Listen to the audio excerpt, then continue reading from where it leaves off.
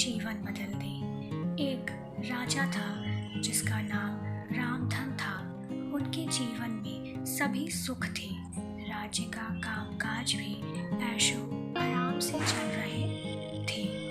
राजा के नैतिक गुणों के कारण प्रजा भी बहुत प्रसन्न थी और जिस राज्य में प्रजा खुश रहती है वहाँ की आर्थिक व्यवस्था भी दुरुस्त होती है। इस प्रकार हर क्षेत्र में राज्य का प्रवाह अच्छा था।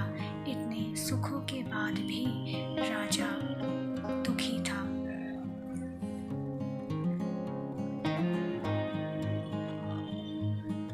क्योंकि उसकी कोई संतान नहीं थी।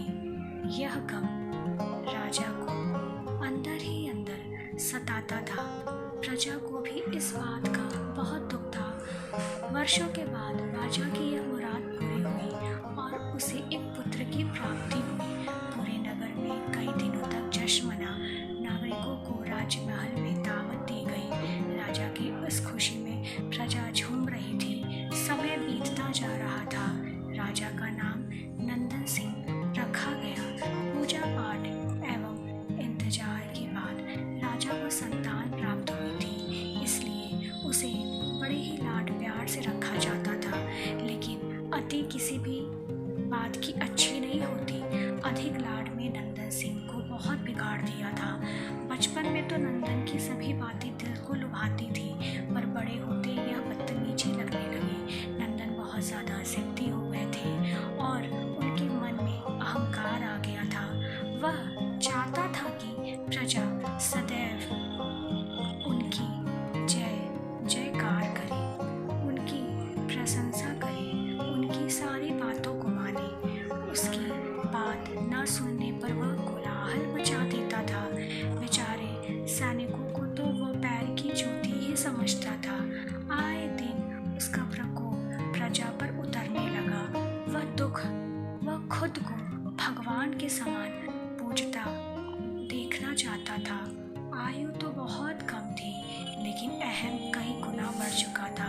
नंदन के इस व्यवहार से सभी बहुत दुखी थे। प्रजा आए दिन दरबार में नंदन की शिकायत लेकर आती थी, जिसके कारण राजा का सिर लज्जा से झुक जाता था। यह एक समय के साथ गंभीर विषय बन चुका था।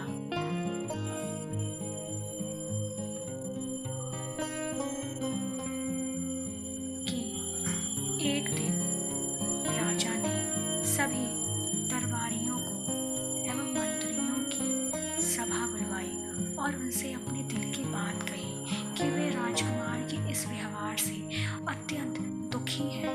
राजकुमार इस राज्य का भविष्य है। अगर उनका व्यवहार यही रहा तो राज्य की खुशहाली चंद दिनों में ही जाती रहेगी। दरबारी राजा को सांत्वना देते और कहते कि आप हिम्मत रखें, वरना प्रजा निसहाय हो जाएगी। मंत्री ने सुझाव दिया कि राजकुमार को एक उचित मार्गदर्शन एवं सामान्य जीवन के अनुभव की ज़रूरत है। आप उन्हें गुरु राधा गुप्त के आश्रम भेज दीजिए। सुना है वहाँ जानवर भी इंसान बनकर निकलता है। यह बात राजा को पसंद आई और उसने नंदन को गुरुजी के आश्रम भेजा।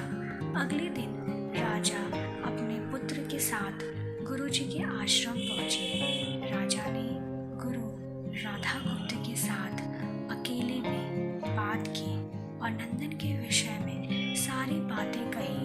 गुरुजी ने राजा को आश्वस्त किया कि वे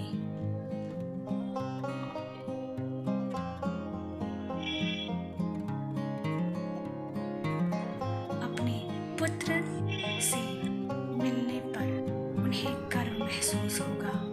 और गुरुजी के ऐसे शब्द सुनकर राजा को शांति महसूस हुई और वे सहर्ष अपने पुत्र को आश्रम में छोड़कर राजमहल लौट गए। अगले दिन सुबह गुरु के खास चेले द्वारा नंदन को भिक्षा मांगकर खाने को कहा गया, जिसे सुनकर नंदन ने साफ इनकार कर दिया। चेले ने उसे कह दिया अगर पेट भरना है तो भिक्षा मांगनी होगी। भिक्षा का समय शाम तक ही है, अन्यथा भूखा रहना पड़ेगा। नंदन ने अपनी अकड़ में चेले की बात नहीं मानी और शाम होते होते उसे भूख लगने लगी, किंतु उसके पास कोई भी भोजन था नहीं, तो वो कुछ भी नहीं कर सका और बस वो बैठा ही था। लेकिन उसे खाने को नहीं मिला। दूसरे दिन उसने भिक्षा मांगना शुरू किया। शुरुआत में उसके बोल के कारण उसे कोई भिक्षा नहीं देता था, लेकिन गुरुकुल में सभी के साथ बैठने पर उसे आधा पेट भोजन मिल जाता था। धीरे धीरे उसे मीठे बोल का महत्व समझ आने लगा और करीब 1 महीने बाद नंदन को भरपेट भोजन मिला, जिसके बाद उसके व्यवहार में परिवर्तन आए। इसी तरह गुरुकुल के सभी नियमों ने राजकुमार में बहुत सारे परिवर्तन किए और यह राधा गुप्त जी को भी समझ में आ रहा था। एक दिन राधा गुप्त जी ने नंदन को अपने साथ सुबह सवेरे सैर पर चलने को कहा। दोनों सैर पर निकल गए। रास्ते भर बहुत बातें की। गुरुजी ने नंदन से कहा कि तुम बहुत बुद्धिमान हो और तुम्हारे अंदर बहुत अधिक ऊर्जा है, जिसका तुम्हें सही दिशा में प्रयोग करना आना चाहिए। दोनों चलते चलते एक सुंदर बाग में पहुंच गए, जहां बहुत सुंदर सुंदर फूल थे, जिसने बाग महक रहा था। और गुरुजी ने नंदन को बाग से पूजा के लिए गुलाब के फूल तोड़ने को कहा और नंदन चले गए गुलाब को तोड़ने के लिए। नंदन झट से सुंदर सुंदर गुलाब तोड़ लाया और अपने गुरु के सामने रख दिए। अब गुरु ने उसे नीम के पत्ते तोड़कर लाने को कहा। नंदन वो भी लेकर आया। अब गुरुजी ने उसे एक गुलाब सूंघने को दिया और कहा, बताओ कैसा लगता है। नंदन ने गुलाब सूंघा और गुलाब की बहुत तारीफ की। फिर गुरुजी ने उसे नीम के पत्ते चखकर उसके बारे में कहने को कहा। जैसे ही नंदन ने नीम के पत्ते खाए, उसका मुंह कड़वा हो गया और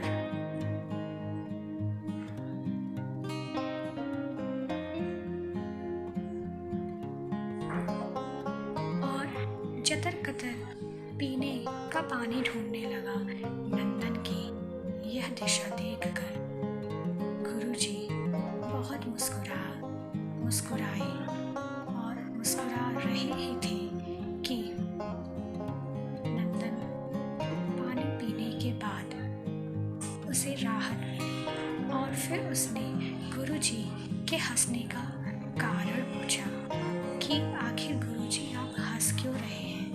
तब गुरुजी ने उससे कहा कि जब तुम गुलाब का फूल सूंघे तो तुम्हें उसकी खुशबू बहुत अच्छी लगी और तुमने उसकी तारीफ भी की, लेकिन तुमने नीम की पत्तियां खाई तो तुम्हें कड़वी लगी, तो तुमने उसे थूक दिया, उसकी निंदा भी की। गुरुजी ने नंदन को समझाया, जिस प्रकार तुम्हें जो अच्छा लगता है